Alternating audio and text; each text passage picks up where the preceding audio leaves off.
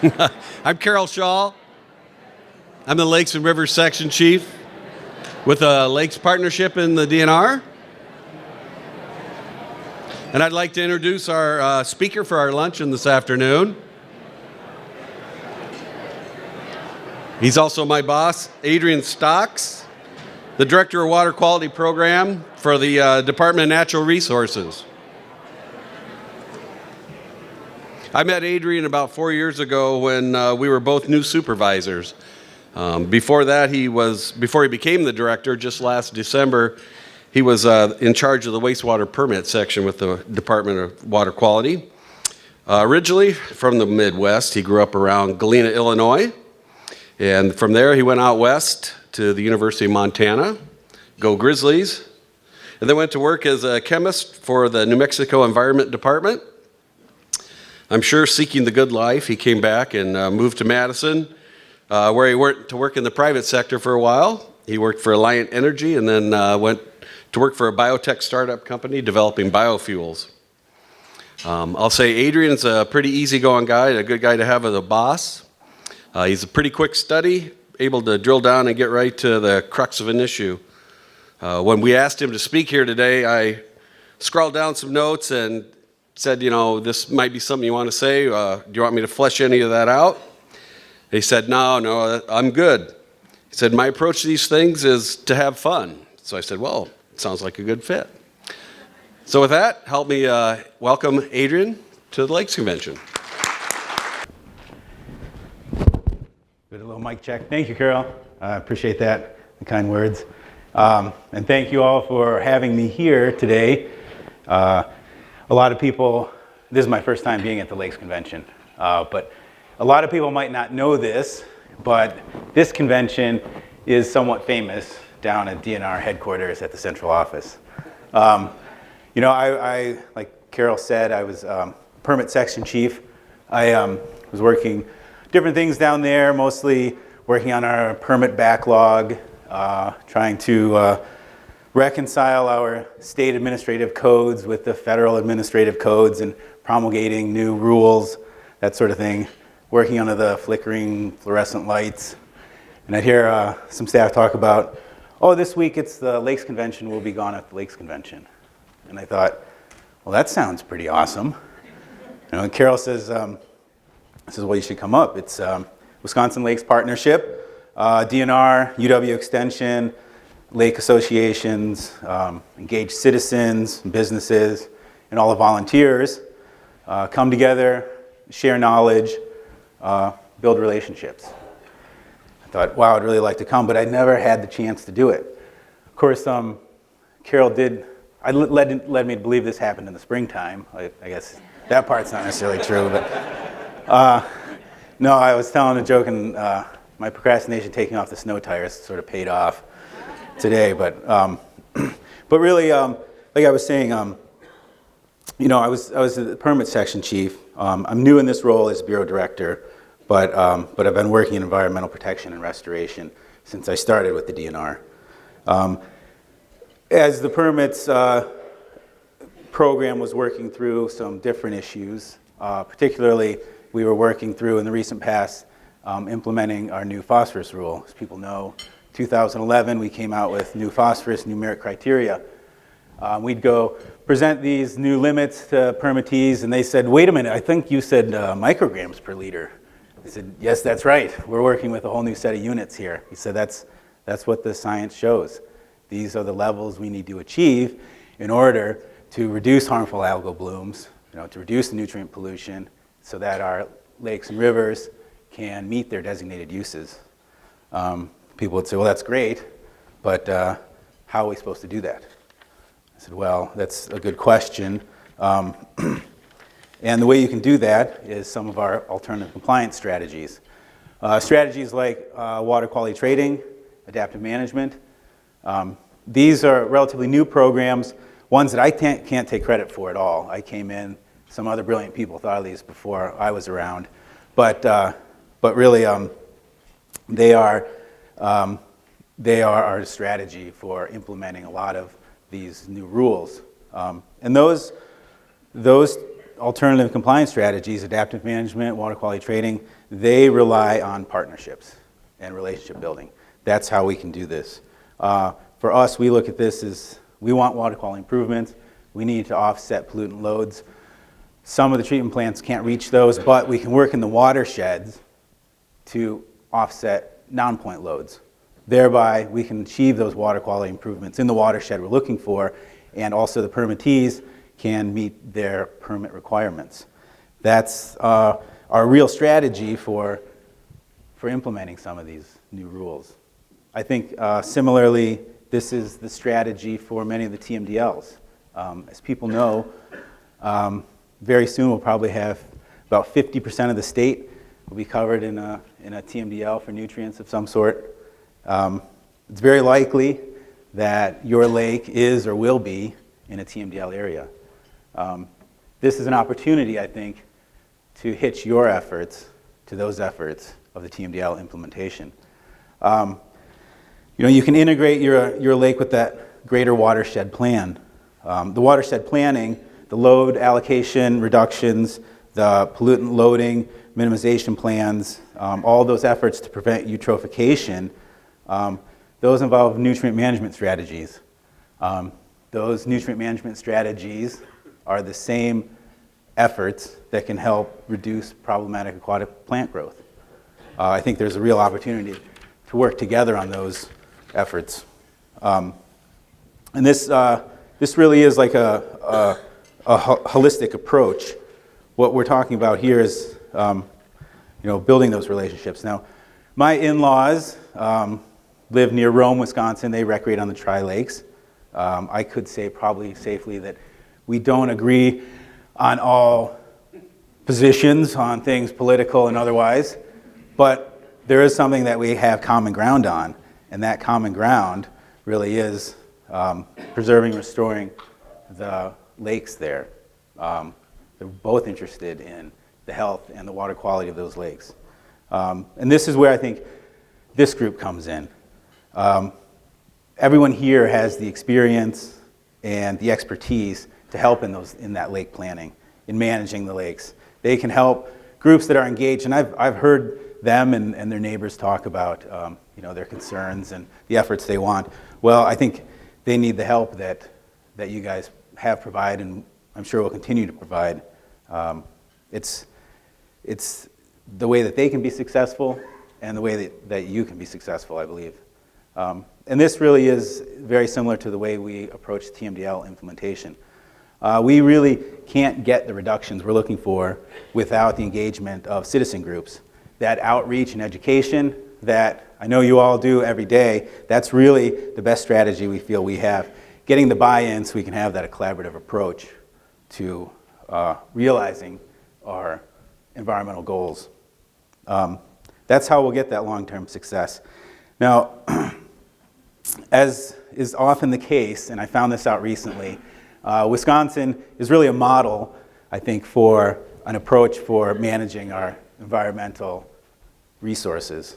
I've seen this in other parts of the program, and I know it's true in this program. The programs that you are all involved in really can combine those financial resources and the technical resources to really achieve what we're trying to do. And I've always been proud to sort of go across, meet with other states, and they sort of ask how Wisconsin is doing this. And we've just always been sort of leaders. I really hope we can continue to do that. As you know, there is broad support across the state for the things that we're already involved in.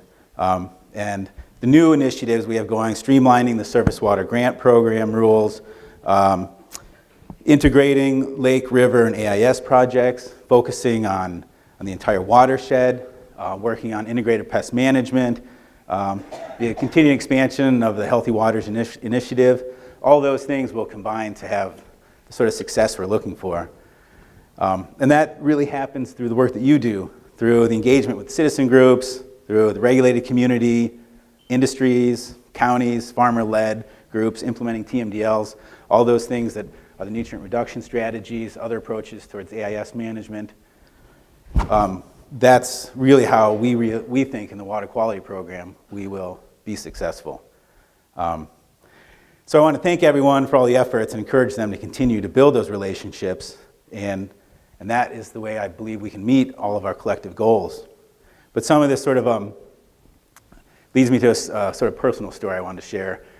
As Carroll said, I went to the University of Montana in Missoula. While I was out there, I happened to become interested in learning Japanese, and I minored in Japanese. And I ended up finding myself living in Tokyo for a year.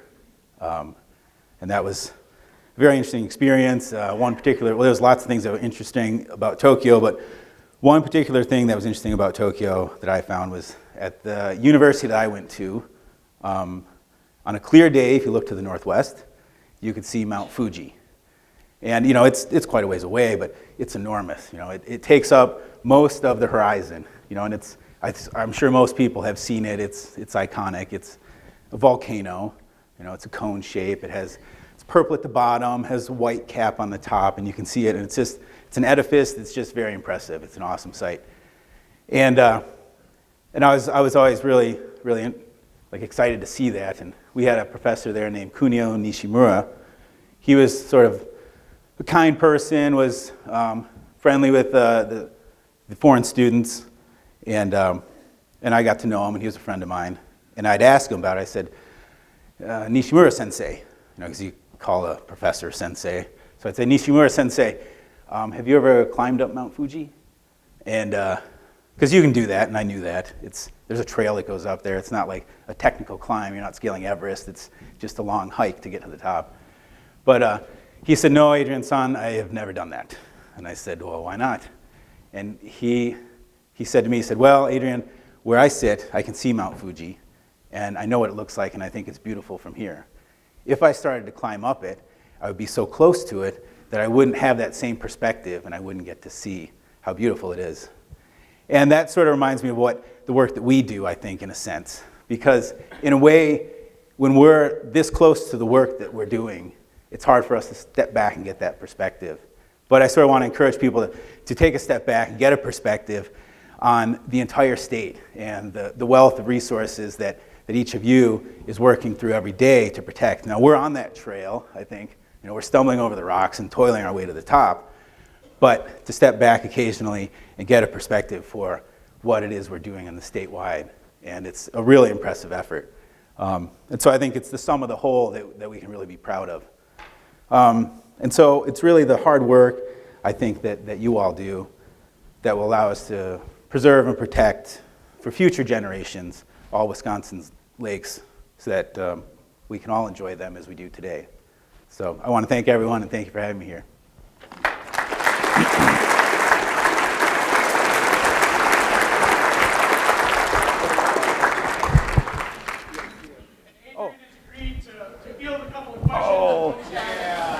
I forgot I did that. That's right. We have some folks with mics on either side of the room, so if you did have a question sort of about the water quality work that the DNR is up to, or maybe maybe you didn't quite capture or get what he was talking about, just raise your hand. Remember, there's no such thing as a dumb question, so please ask away.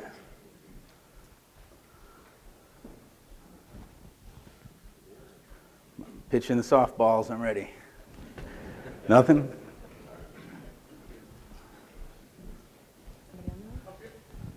We got one here and then up in front. So Jerry. Just quickly, for those in the room who might not know what TMDL is, could you explain a little bit about that? Absolutely, right. Good, that's a nice, easy one.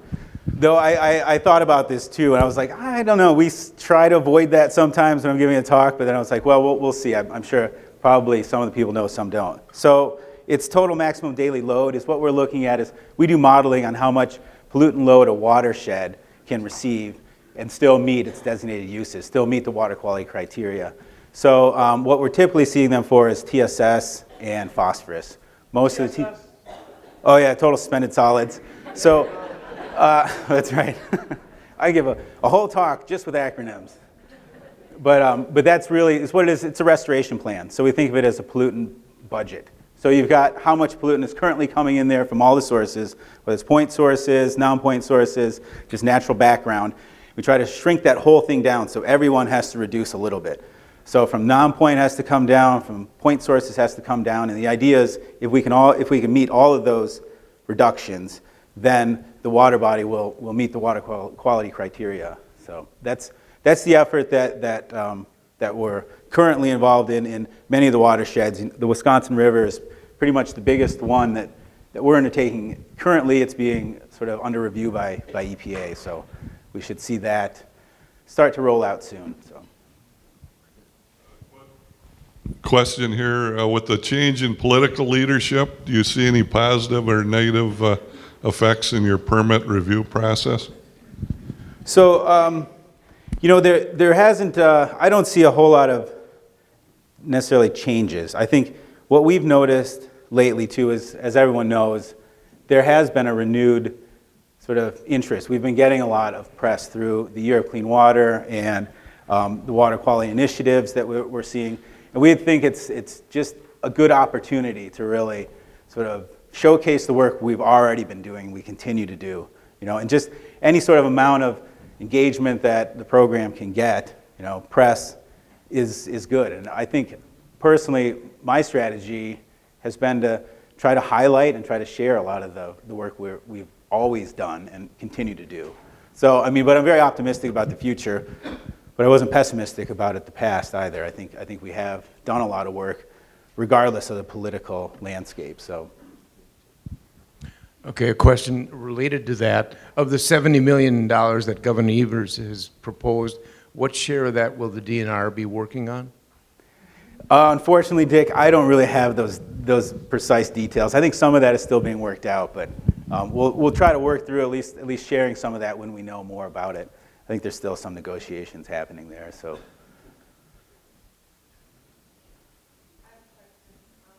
You mentioned farmer-led groups that you guys are doing. Are you in charge of starting those with different lake groups, or how do we go about doing that?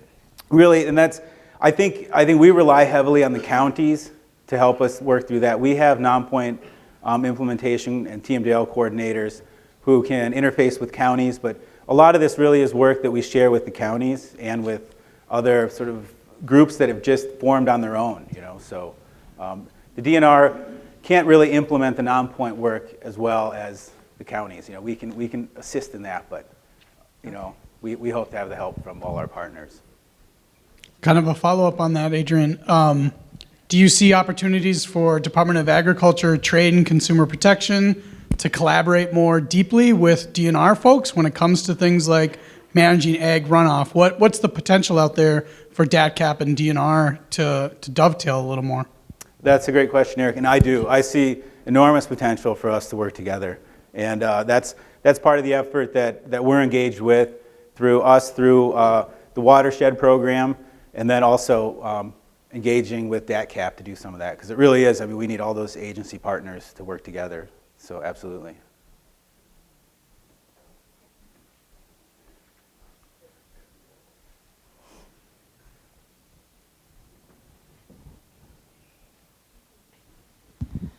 I have a question about the TMDLs, and I understand how you're trying to encourage people who are perhaps contributing to those negative numbers and trying to get that to change. Is there any talk about rewarding or somehow encouraging people who are not contributing to stay not contributing? Should you see what I mean? Yeah. Because I see this, Vilas County, that's where I'm from. Yeah. The water in the Wisconsin River, when it leaves Vilas County, it's in pretty damn good shape. And I'd like to see us get credit for that somehow. Sure. Yeah. Right. Pay us for the good shape of our wetlands or something to encourage people to protect them, to not destroy them, that kind of thing. No, and certainly I don't know if there is any sort of efforts afoot to sort of recompense people for the good work that has already been done. I think some of it is an expectation then to people to maintain that, and I think that's part of our administrative code. Our regulations have that requirement, which is good, I think, and then another part that we can possibly use, which I think is helpful, is those facilities and entities that are doing the right practices or are reducing their pollutant loads can quite possibly be able to generate water quality trading credits for that. In that case, then they can sort of realize some economic benefit. to those improvements they've made. Because those can be used basically in the entire TMDL watershed then, which, you know, can help a facility that can't afford to make, you know, ends meet for upgrades, but then sort of rewards those people that have done the work to do it. So that's one potential, I guess. It's a good question. And just kind of related to that, Pamela Toshner is kind of the lead person for Healthy Waters Initiative in the state of Wisconsin, and she has a session after lunch tomorrow where she's going to be talking about sort of where they're starting at in terms of recognizing the healthy watersheds that exist and developing strategies to protect them from harmful change. So that's tomorrow afternoon after lunch. Okay, that's it. I'm shutting the mic off. Thank you very much. Thank you, Adrian.